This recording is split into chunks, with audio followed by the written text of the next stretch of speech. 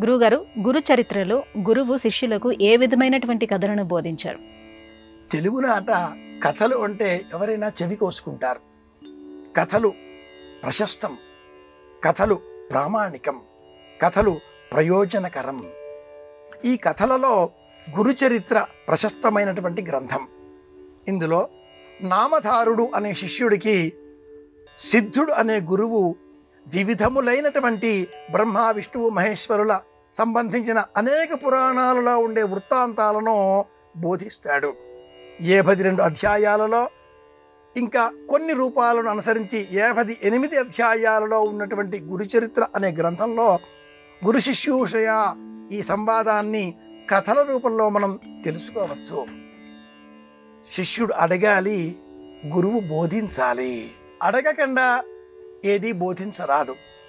శిష్యునకు గురువు బోధిస్తాడు. గురు శిష్య సంవాద రూపాలే ఉపనిషత్తులు, సనాతన భారతీయ సంస్కృతికి నిలువుటద్దాలు అని చెప్పాలి.